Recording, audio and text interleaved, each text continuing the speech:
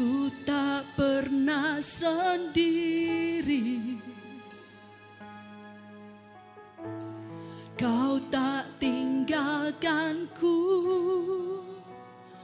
Ku tak akan pernah menyerah sampai ku lihat Kau bekerja.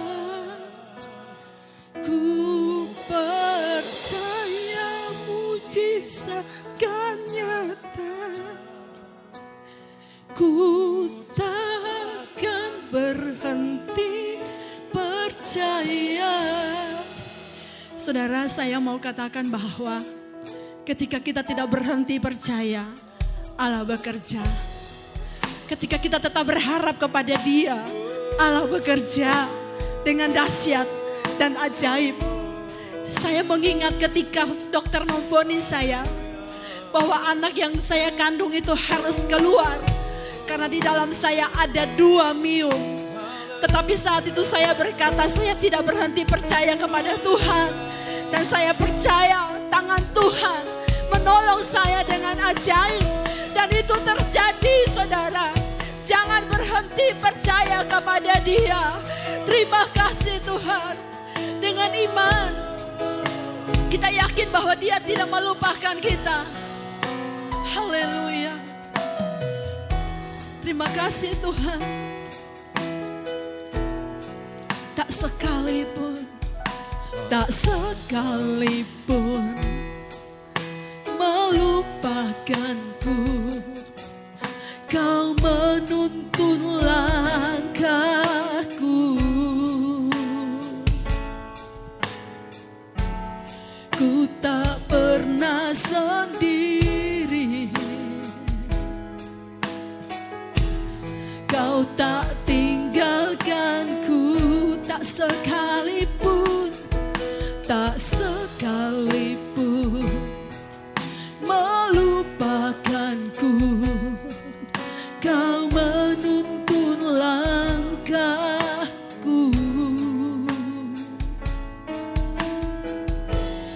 Ku tak pernah sendiri. Amin Tuhan. Kau tak tinggalkanku. Ku tak akan pernah menyerah sampai ku lihat Kau bekerja.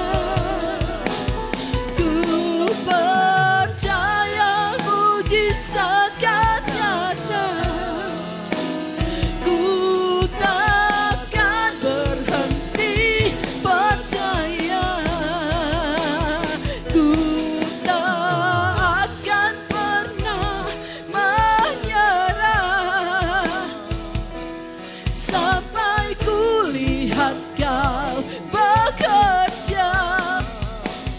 Ku percaya mujizat kan nyata. Ku takkan berhenti percaya. Sama-sama kita bangkit berdiri dan katakan, kami tak berhenti. Kami tak berhenti berharap kepadamu. Kami tidak akan menyerah Tuhan. Haleluya. Ku percaya mujizat kan nyata. Ku takkan berhenti percaya. Haleluya. Ku tak akan pernah menyerah sampai ku lihat Kau bekerja. Kami percaya Tuhan. Oh, kami percaya mujizat-Mu nyata bagi setiap kami Tuhan. Haleluya. Oh, ku tak akan pernah menyerah sampai ku lihat Kau bekerja. Ku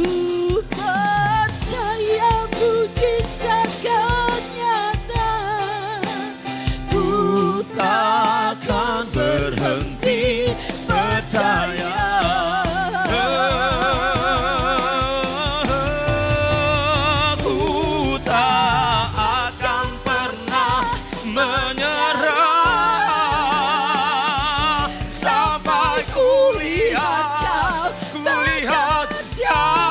bekerja.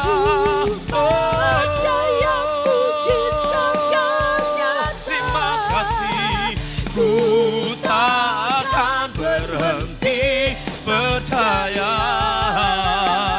Ku takkan berhenti percaya. Ku takkan berhenti percaya.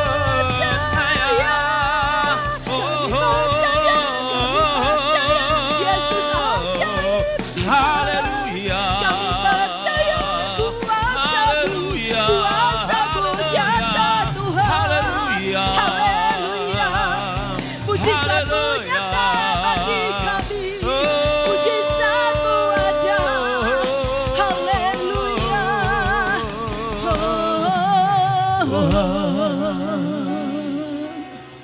Terima kasih. Kami akan tetap percaya kepada Engkau Tuhan. Amin Tuhan. Dalam segala keadaan, Amin. dalam segala perkara, Amin. apapun yang terjadi Tuhan. Yes. Kami tetap mengandalkan Engkau Tuhan. Amin Tuhan. Karena kami yakin sungguh-sungguh Yes Lord. Engkau selalu ada dan menyertai kami. Terima kasih Tuhan. Terima kasih. Terima kasih untuk semuanya. Yes. Bertahtalah di dalam puji-pujian kami. Dan biarlah itu berbau dupa yang harum di hadapan-Mu. Saat ini hamba akan menyampaikan kebenaran firman-Mu. Engkau mengurapi hamba. Engkau mengurapi kami semuanya. Di dalam nama Tuhan Yesus. Haleluya. Amin. Iya, puji Tuhan, saya mengajak kita untuk membaca firman Tuhan di dalam 1 Korintus 9 ayat 24 sampai ayat 25. Tidak tahukah kamu bahwa dalam gelanggang pertandingan semua peserta turut berlari, tetapi bahwa hanya satu orang saja yang mendapat hadiah. Karena itu larilah begitu rupa sehingga kamu memperolehnya. Tiap-tiap orang yang turut mengambil bagian dalam pertandingan menguasai dirinya dalam segala hal. Mereka berbuat demikian untuk memperoleh suatu mahkota yang fana. Tetapi kita untuk memperoleh suatu mahkota yang abadi. Puji Tuhan, Tuhan memberkati. Firman Tuhan, hari ini saya beri tema mahkota. Mahkota. Bapak Ibu Saudara, di dalam kerajaan-kerajaan tentu simbol dari kerajaan itu khususnya raja dia pasti memakai mahkota, ya. Yang namanya raja pasti memakai mahkota. Kalau Saudara lihat di kerajaan Inggris sekarang, ya, setelah sekian tahun dipimpin oleh Ratu Elizabeth dan akhirnya meninggal, ratunya pakai mahkota ratu dan akhirnya digantikan oleh anaknya Pangeran Charles. Pangeran Charles yang menjadi raja, bukan pangeran lagi statusnya, tapi sudah menjadi raja. Dan tentu dia menggunakan mahkota raja, bukan lagi sebagai seorang pangeran. Ya, nah saudara, firman Tuhan dalam bacaan kita bahwa Rasul Paulus menggambarkan kehidupan kita sebagai orang percaya itu digambarkan seperti kita berada dalam arena pertandingan. Ya, kalau di sini pertandingan yang diambil oleh Rasul Paulus itu adalah pertandingan lari, ya, pertandingan lari. Karena saudara bisa lihat dalam ayat yang ke-24, tidak tahukah kamu bahwa dalam gelanggang pertandingan semua peserta turut berlari. Jadi di sini Rasul Paulus menggambarkan dengan olahraga atau pertandingan lari. Nah, saudara, kalau kita ngomong tentang pertandingan lari, ya, lomba-lomba lari, saudara bisa perhatikan dalam gelanggang olahraga itu punya aturan yang ketat. Yang pertama aturan yang mereka harus yang mereka harus ikuti adalah mereka tidak boleh kedapatan menggunakan doping. Ya, saudara tahu itu doping apa? Obat-obatan terlarang. Ya, yang membuat si pelari itu dapat berlari di luar kecepatan maksimal dia. Mungkin misalnya lari 100 meter harusnya dia 10 detik, ya, tetapi karena dia menggunakan doping dia menjadi yang tercepat sehingga dia hanya mendapatkan waktu, dia memperoleh waktu terbaik 8 detik. Nah, ini biasanya dicurigai saudara, ya. dicurigai. Karena rata-rata bermain di angka 9-10. Nah Bapak Ibu Saudara, bukan berarti tidak ada yang bisa mendapatkan rekor itu. Tetapi saudara, dalam gelanggang lari itu sangat ketat aturannya. Selain itu startnya juga itu sangat menentukan. Ya, orang-orang yang akan lomba lari itu start awal itu sangat menentukan. Sebelum ditembakkan tanda untuk berlari, ya pelari tidak boleh asal langsung mencuri start. Kalau mereka mencuri start ada yang namanya didiskualifikasi. Jadi nggak boleh lagi mereka ikut. Walaupun mereka terdepan, mereka akan didiskualifikasi. Mereka dianggap melanggar. Nah, sehingga mereka tidak memperoleh medali. Kalau dalam zaman Korintus, di zaman Rasul Paulus, dikatakan mereka berlomba untuk memperoleh mahkota. Ya, memperoleh mahkota. Ada yang pernah nonton nggak Olimpiade Athena Yunani? Ya, kalau saudara pernah nonton Olimpiade Athena Yunani, kalau gak salah tahun 2004 itu para atletnya itu yang meraih juara dipakaikan mahkota dari daun. Nah seperti itu, kurang lebih seperti itu. Ya, beda dengan kerajaan-kerajaan. Nah Bapak Ibu Saudara yang kasih di dalam Tuhan Yesus Kristus, di sini Rasul Paulus mengajar saya dan saudara untuk apa? Untuk berlari sedemikian rupa. Ya, karena hidup ini adalah sebuah pertandingan sehingga kita diarahkan untuk berlari sedemikian rupa mengikuti aturan-aturan pertandingan supaya apa nantinya kelak kita memperoleh mahkota yang dijanjikan Tuhan. Nah, kalau kita ngomong mahkota di dalam Alkitab itu ada banyak saudara.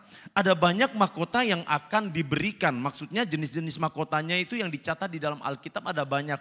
Tetapi saya hanya menyampaikan 3 hal saja tentang mahkota sebelum kita masuk dalam poin-poin selanjutnya. Yang pertama yang Alkitab catat tentang mahkota itu adalah mahkota kehidupan. Kita perhatikan dalam Yakobus pasal yang pertama ayat yang ke-12. Berbahagialah orang yang bertahan dalam pencobaan sebab apabila ia sudah tahan uji ia akan menerima mahkota kehidupan yang dijanjikan Allah kepada barang siapa yang mengasihi dia. Jadi mahkota yang dijanjikan oleh Allah yang akan saya dan saudara dapat itu yang pertama adalah mahkota kehidupan. Ya, mahkota kehidupan. Nah, ini sangat penting saudara, ya. Karena kita akan masuk di dalam kehidupan kekekalan. Bukan sekedar hidup di dunia ini setelah itu tidak ada kelanjutannya. Enggak. Tetapi Tuhan sudah tahu bahwa karena kehidupan ini ada kelanjutannya, makanya Rasul Paulus katakan berlarilah sedemikian rupa, ikutilah aturan-aturannya supaya nanti apa? Supaya nanti engkau memperoleh mahkota kehidupan. Seperti di dalam Yakobus 1 ayat yang ke-12. Mahkota yang kedua, nah saudara kita perhatikan dalam 2 Timotius 4 ayat yang ke-7 sampai ayat yang ke-8. Ini mahkota yang kedua ya. Nanti saudara bisa gali lagi di dalam Alkitab tentang mahkota-mahkota ini, saudara bisa dapatkan yang lainnya. Tapi saya hanya memberikan 3 saja.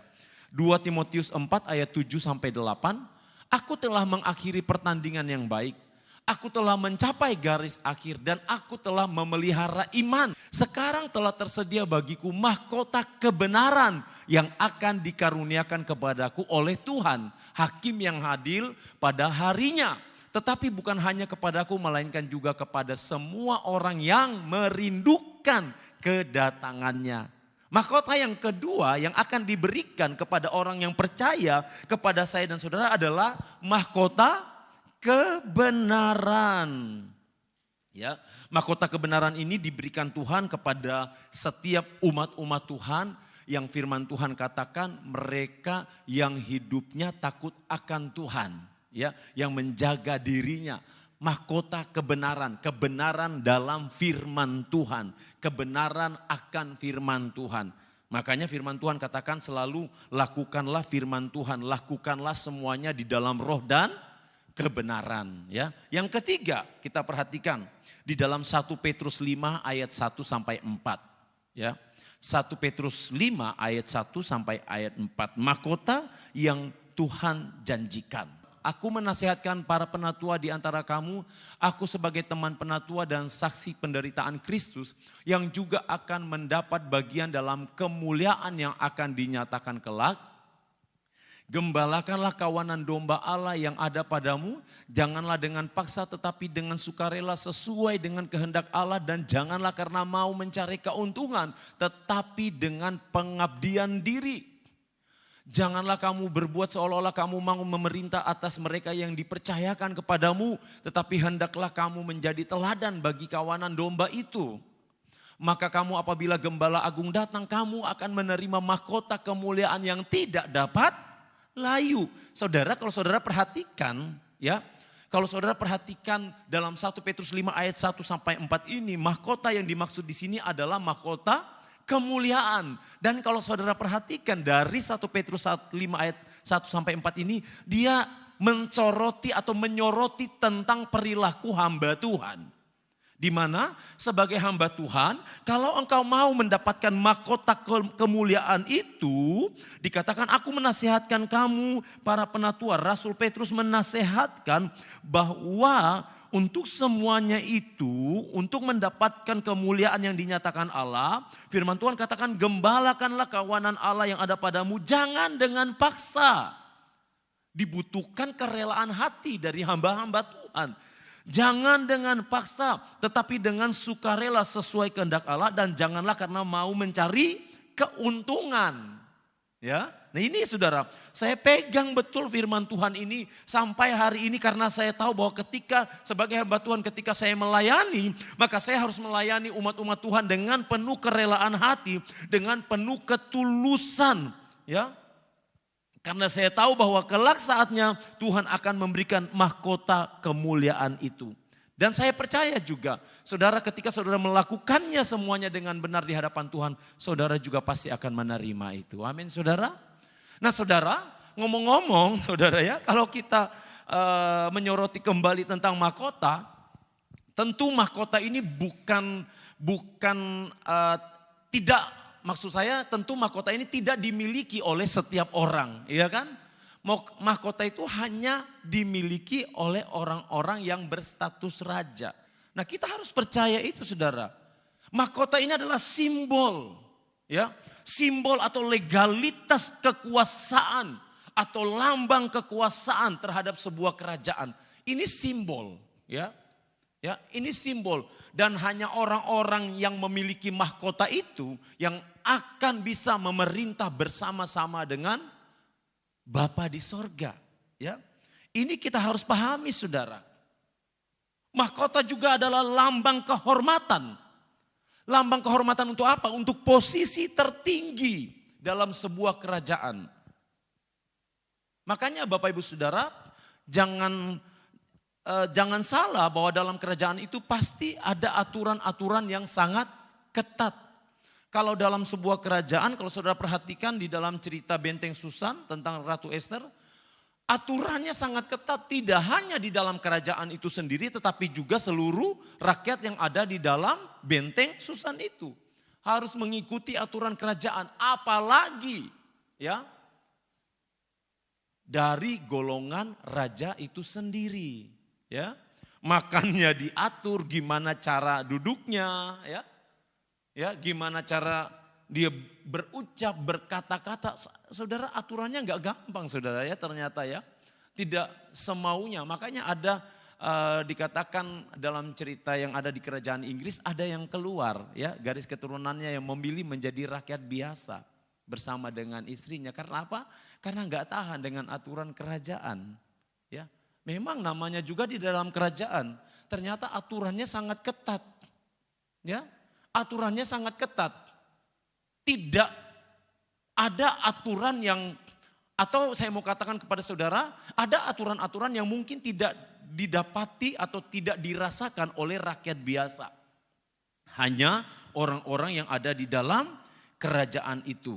Nah Bapak Ibu Saudara, demikian juga kita sebagai orang yang percaya, kalau kita ingin memiliki mahkota itu, kita juga harus memiliki satu kehidupan atau mengikuti semua aturan-aturan kerajaan Allah.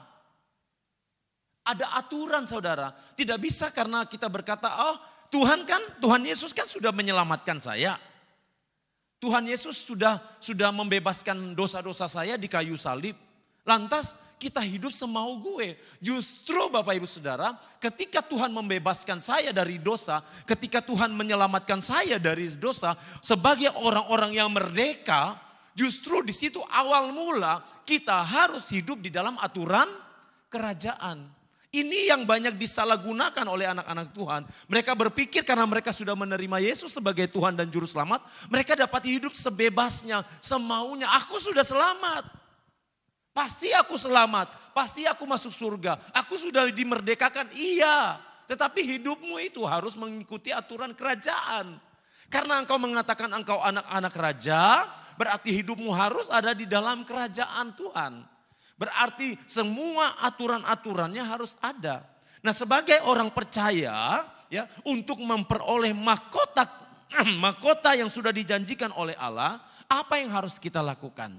Nah, kita lihat yang pertama. Dalam Kejadian 5 ayat 24 dan juga nanti dalam Mazmur 25 ayat 14. Dan Henokh hidup bergaul dengan Allah. Lalu ia tidak ada lagi sebab ia telah diangkat oleh Allah. Yang pertama Bapak Ibu Saudara, firman Tuhan katakan bahwa untuk memperoleh mahkota yang dijanjikan oleh Allah, untuk memperoleh mahkota kehidupan yang Tuhan berikan, maka yang harus kita lakukan adalah hidup bergaul karib dengan Allah. Hidup bergaul karib. Saudara, kira-kira suami istri kalau tidak karib bisa dikatakan hubungan suami istri? Enggak, saudara. Mungkin statusnya sebagai suami istri. Tetapi dalam menjalani kehidupan bukan sebagai suami istri. Ya, ada banyak suami-suami istri, ya. Hanya statusnya suami istri, tetapi enggak satu ranjang. Yang suami di mana, yang istri di mana?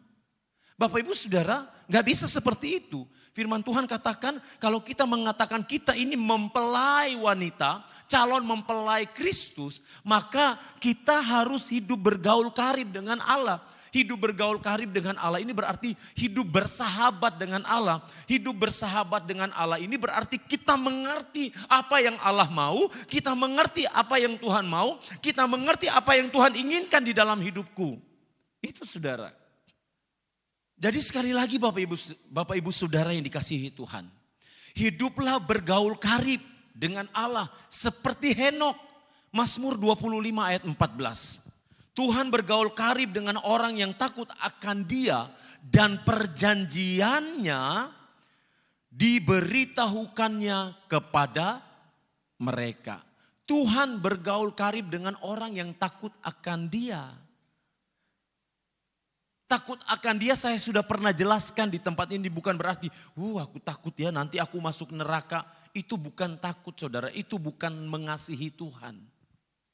Tapi orang yang bergaul karib dengan Tuhan adalah mereka yang menghormati Tuhan, yang menghargai Tuhan. Tidak saja dalam dia beribadah, tetapi dalam aktivitasnya sehari-hari dia menghargai Tuhan. Karena apa? Karena dia tahu betapa berharganya Tuhan. Karena dia tahu betapa bernilainya Tuhan. Karena dia mengerti betapa Tuhan sudah melakukan yang terbaik di dalam kehidupannya. Ini orang yang takut akan Tuhan. Ini orang yang hidupnya bergaul karib dengan Tuhan. Nah Bapak Ibu Saudara, penting sekali kita memahami firman Tuhan ini.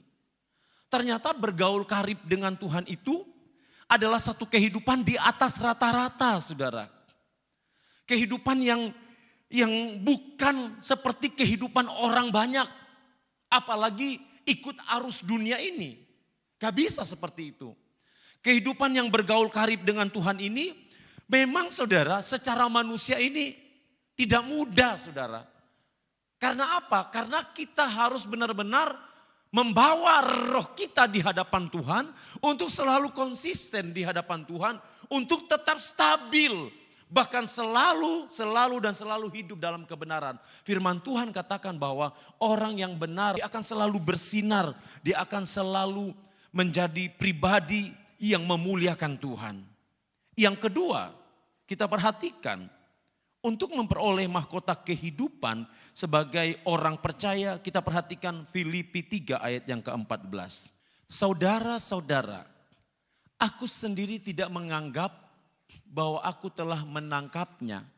Tetapi ini yang kulakukan, aku melupakan apa yang telah di belakangku dan mengarahkan diri kepada apa yang di hadapanku. Dan berlari-lari kepada tujuan untuk memperoleh hadiah, yaitu panggilan sorgawi dari Allah dalam Kristus Yesus. Yang kedua, orang yang percaya untuk memperoleh mahkota kehidupan, maka dia harus apa? Fokus pada panggilan sorgawi, bukan kepada yang lain. Sekali lagi fokus pada panggilan sorgawi. Ini saudara. Gak mudah kan untuk fokus. Nah Bapak Ibu Saudara yang kasih di dalam Tuhan Yesus Kristus, firman Tuhan katakan kita harus fokus pada panggilan sorgawi kita. Fokus. Panggilan sorgawi kita ini adalah Tuhan mau membawa saya dan saudara dalam kehidupan kekekalan, di mana Tuhan juga mau menjadikan kita saksi ketika kita masih berada di dunia ini. Jadi jangan lupa saudara, setiap hari saudara bekerja harus ya untuk kehidupan saudara selama berada di dunia ini. Tetapi jangan lupa dengan panggilan sorgawi. Hari-hari ini semakin jahat, waktu dipersingkat.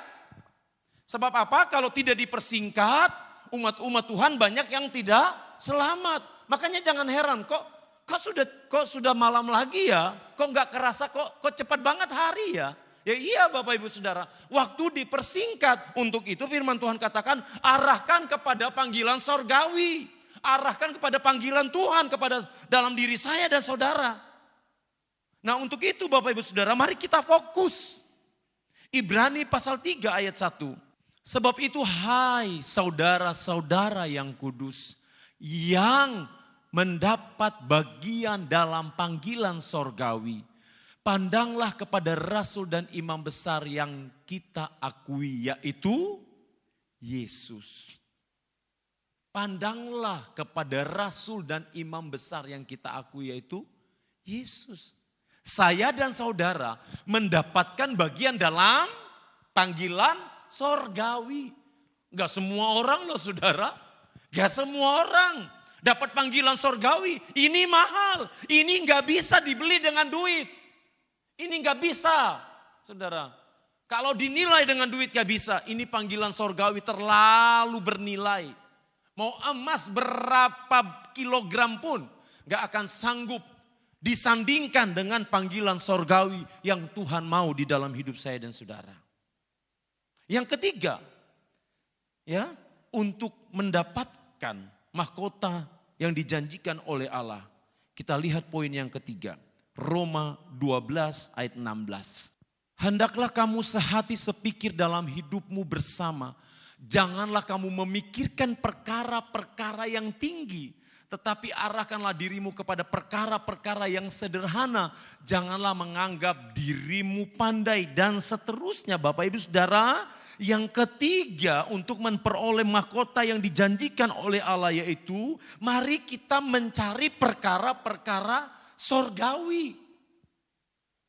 Perkara-perkara sorgawi, bukan perkara-perkara dunia ini saja. Saya sudah katakan tadi, silakan kita bekerja. Ya, silahkan dan itu harus. Berulang kali saya katakan di tempat ini. Tetapi jangan lupa dengan perkara-perkara sorgawi. Karena pada akhirnya kita akan meninggalkan dunia ini. Pada akhirnya kita akan meninggalkan apa yang ada di dunia ini. Karena kita akan menuju kepada kekekalan di dalam Kristus. Ya, jadi Bapak Ibu Saudara, arahkanlah hati dan pikiran saudara kepada Tuhan. Nah saudara, lantas setelah kita melakukan semuanya itu, apakah ada kriteria untuk memperoleh mahkota kehidupan itu? Apakah ada kriteria ataukah tidak ada kriteria? Atau ada kriteria tetapi biasa saja? Kak saudara, ada kriteria yang harus dimiliki orang percaya untuk memperoleh mahkota yang dijanjikan oleh Allah. Kriteria yang pertama kita lihat dalam 1 Korintus 10 ayat 13. Pencobaan-pencobaan yang kamu alami ialah pencobaan-pencobaan biasa yang tidak melebihi kekuatan manusia. Sebab Allah setia dan karena itu ia tidak akan membiarkan kamu dicobai melampaui kekuatanmu. Pada waktu kamu dicobai, ia akan memberikan kepadamu jalan keluar sehingga kamu dapat menanggungnya. Dengan kata lain, kriteria yang harus dimiliki orang percaya untuk menerima mahkota kehidupan adalah mereka, yang pertama adalah mereka yang bertahan dalam pencobaan.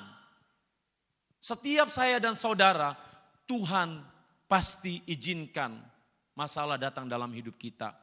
Walaupun itu berbeda satu dengan yang lainnya. Ya, mungkin saat ini ada yang sudah mengalami satu pergumulan hidup, ya. Mungkin saudara sudah mengalami pergumulan hidup, mungkin bukan hanya 1 tahun, 2 tahun, mungkin 10 tahun, mungkin 15 tahun. Tetapi firman Tuhan katakan bahwa pencobaan-pencobaan yang kamu alami ialah pencobaan-pencobaan biasa yang tidak melebihi kekuatan saya dan saudara. Jadi Bapak Ibu Saudara, kalau kita mengalami sesuatu di dalam hidup kita, berarti Tuhan percaya kepada kita. Amin saudara. Berarti kita dipilih Tuhan untuk mengalami hal itu. Saudara, mungkin engkau berkata, Tuhan ini sulit sekali Tuhan. Tuhan ini menyakitkan Tuhan. Tuhan, aku gak bisa menerima hal ini. Tetapi Bapak Ibu Saudara, tahukah saudara bahwa kita adalah pilihan? Orang yang dipilih Tuhan gak akan pernah berada di level yang sama dengan orang yang tidak dipilih Tuhan. Amin saudara. Sekali lagi kita harus pahami, orang yang dipilih Tuhan levelnya gak akan sama dengan orang yang tidak dipilih Tuhan. Kalau saudara dipilih Tuhan, diizinkan Tuhan atas hal-hal yang mungkin saudara anggap itu menyakitkan buat diri saudara. Percayalah, Tuhan pasti memampukan saudara. Percayalah, Tuhan akan selalu memberikan kekuatan kepada saudara untuk melewati semuanya. Karena Tuhan tahu saudara pasti mampu dan Tuhan memampukan saudara. Yang kedua, kita lihat kriteria orang yang akan menerima mahkota kehidupan. Yakobus 1 ayat 12. Berbahagialah orang yang bertahan dalam pencobaan. Sebab apabila ia sudah tahan uji, ia akan menerima mahkota kehidupan yang dijanjikan Allah kepada barang siapa yang mengasihi dia. Yang kedua yang harus kita pahami, kriteria orang yang akan menerima mahkota kehidupan atau mahkota yang dijanjikan Allah adalah mereka yang tahan uji. Yang tahan uji saudara, hanya yang tahan uji. Walaupun saya dan saudara dipilih, tapi kalau kita tidak tahan uji, kita juga tidak akan menerima mahkota yang dijanjikan Tuhan. Sekali lagi, yang tahan uji. Saudara, kita harus memahami firman Tuhan ini. Bahwa firman Tuhan katakan banyak yang terpanggil, tetapi sedikit yang terpilih. Kita harus tahu itu. Emas untuk bisa dinyatakan sebagai emas yang murni, dia harus melewati dapur api, dileburkan. Ya. Sehingga ketika ada kotoran-kotoran yang melengket di emas itu, maka kotoran-kotoran itu akan dapat dikeluarkan. Dan nantinya emas itu akan keluar menjadi emas yang murni. Berbahagialah orang yang bertahan dalam pencobaan. Sebab apabila ia sudah tahan uji, apabila ia sudah tahan uji, bukankah ujian itu bukan hanya sekali?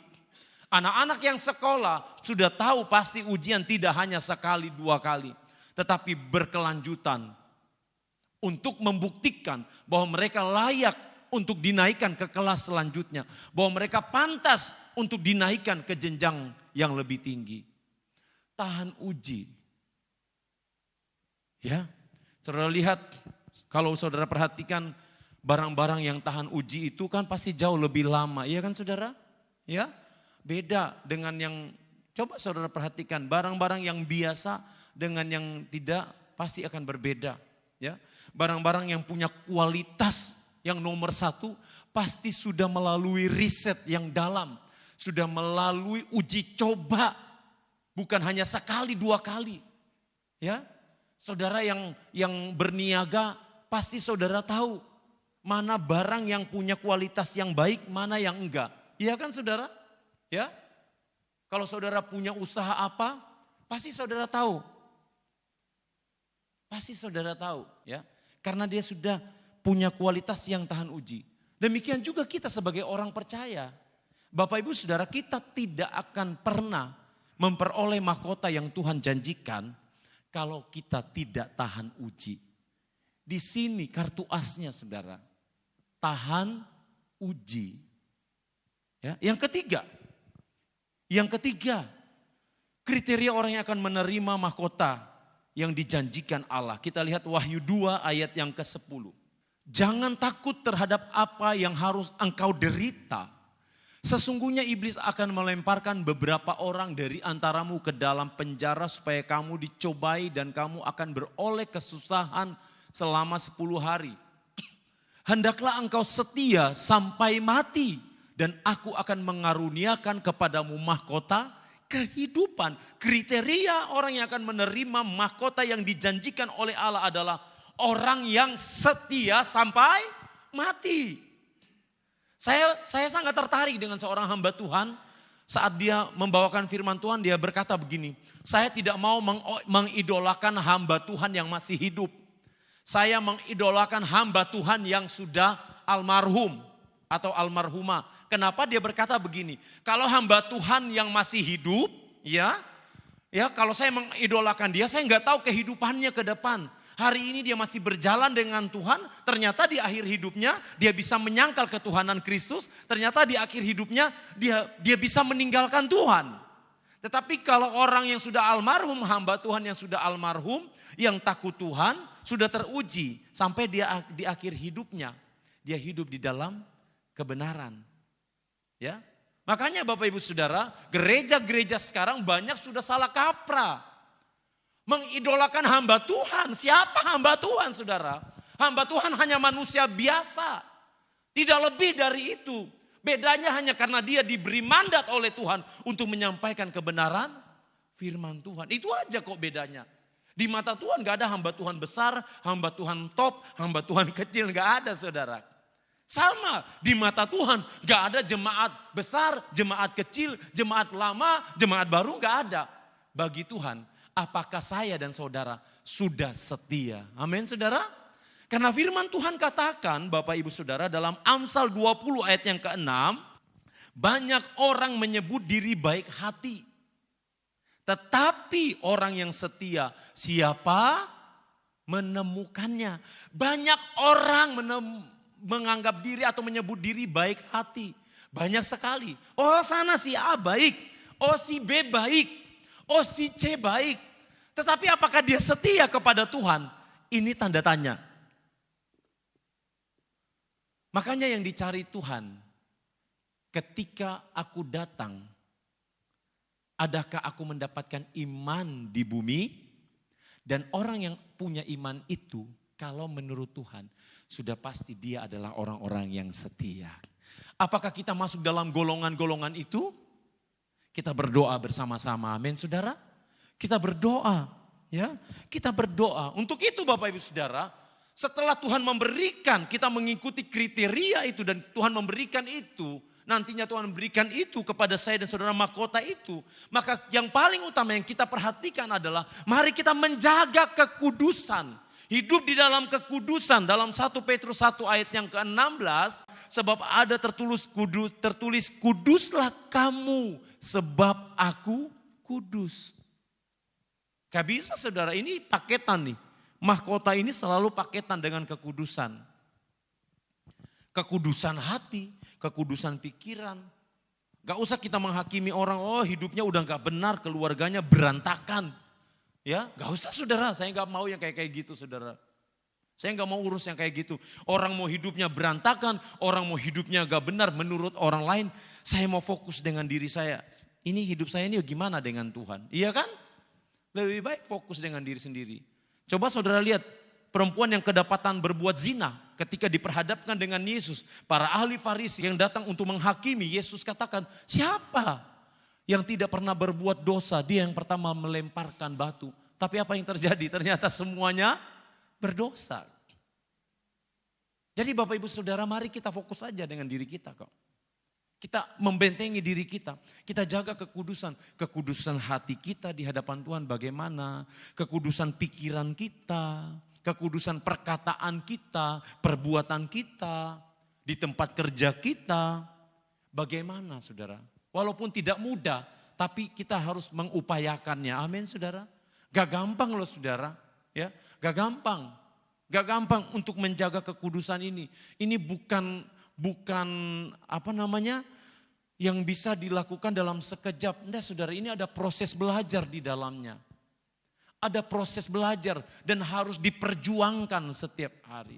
Sebagai orang-orang yang merdeka, kita tidak mau kan diikat kembali oleh hal-hal yang membuat kita jatuh di hadapan Tuhan. Ya, Mazmur 119 ayat yang pertama. Berbahagialah orang-orang yang hidupnya tidak bercela. Yang hidup menurut Taurat Tuhan.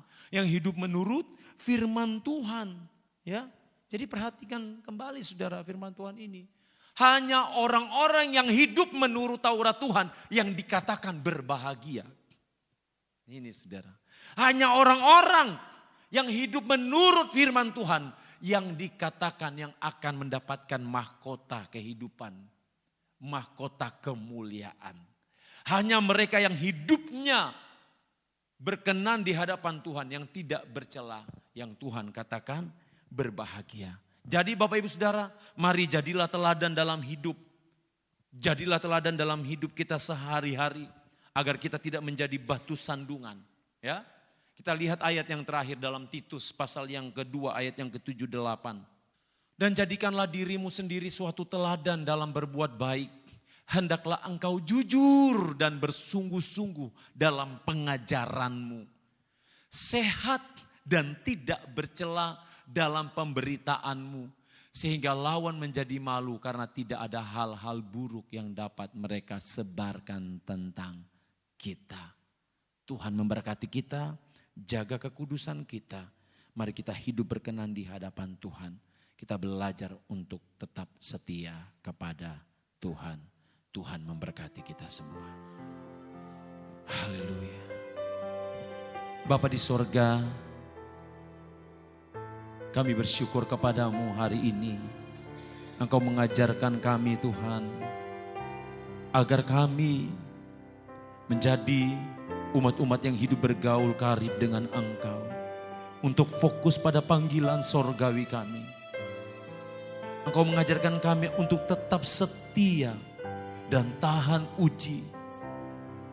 Dan menjadi berkat ya Tuhan. Terima kasih Tuhan. Seperti wanita mengurapimu, menangis di bawah kakimu. Demikian hidupku mau mengasihimu. Yesus engkau baik bagiku. Sampai akhir ku menutup mata, ku tetap setia menanti janjimu. Amin. Sampai ku dapatkan mahkota kehidupanku, ku tetap setia untuk melayanimu.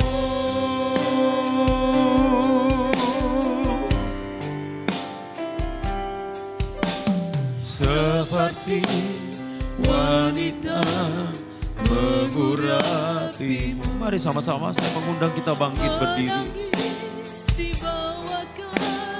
Oh, demikian hidupku mau mengasihimu.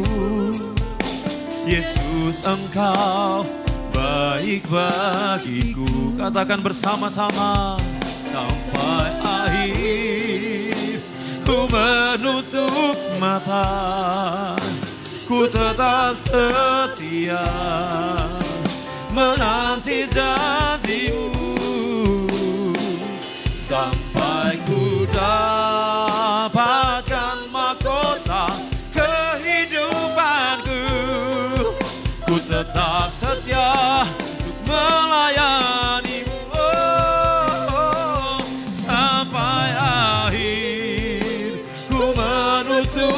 nyata, ku tetap setia menanti janjimu sampai ku dapatkan mahkota kehidupanmu.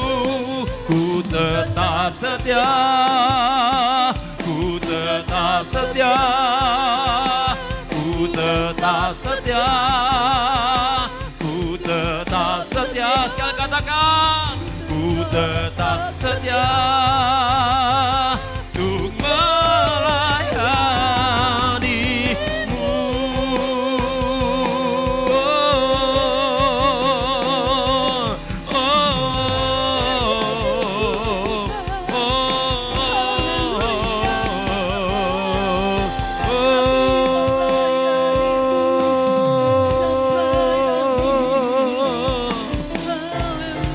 Terima kasih Tuhan, terima kasih, terima kasih Tuhan. Kami sadar kami tidak mampu tanpa Tuhan. Kami sadar secara manusia tidak mudah buat kami untuk memperoleh mahkota kehidupan yang Tuhan sudah janjikan. Engkau berkata bahwa barang siapa yang menang, barang siapa yang tahan uji, barang siapa yang hidup tidak bercela, itulah yang Engkau akan berikan mahkota. Tuhan, keselamatan Engkau sudah berikan, tapi kami tidak ingin mahkota yang Tuhan sudah siapkan. Mahkota itu tertukar, bahkan diambil alih oleh orang lain. Kami tidak ingin digantikan Tuhan. Kami ingin tetap ada di dalam Engkau. Tuhan, mampukan kami. Perbaharuilah roh dan batin kami. Bawa kami untuk tetap belajar bersyukur kepada Tuhan. Apapun yang datang dalam hidup kami, sesulit apapun keadaan kami tetap bersyukur kepada Tuhan. Terima kasih Tuhan, terima kasih. Tuhan, secara khusus hamba berdoa buat umat-umat-Mu, buat jemaat-jemaat-Mu ya Tuhan. Yang lemah Engkau kuatkan, yang susah Engkau hiburkan, yang sakit Engkau sembuhkan, semangat yang patah Engkau bangkitkan kembali. Buat Tante Sisi, Tuhan sendiri yang berkuasa, yang terus memberikan kekuatan di dalam nama Tuhan Yesus Kristus. Engkau memberkati kami semua yang hadir hari ini. Engkau yang memampukan kami semua. Terima kasih Tuhan. Sekali lagi Tuhan, berkati kami. Berkati yang hadir. Terima kasih Bapa di sorga. Terima kasih bangsa dan negara kami ada di dalam pagar perlindungan Tuhan. Kota kami diberkati oleh Tuhan. Terima kasih Bapa di sorga. Sebentar umat-Mu akan kembali ke tempat masing-masing. Sertai di perjalanan tibakan dengan selamat. Saudaraku, mari angkat tanganmu dan terimalah berkat Tuhan. Tuhan melindungi engkau. Tuhan menghadapkan wajahnya kepada engkau dan memberi engkau damai sejahtera. Biarlah engkau pulang dengan membawa kekuatan kuat kuasa Allah. Di dalam nama Bapa, Putra dan Roh Kudus, yaitu di dalam nama Tuhan Yesus Kristus. Sama-sama kita yang percaya katakan, amin. Tuhan memberkati.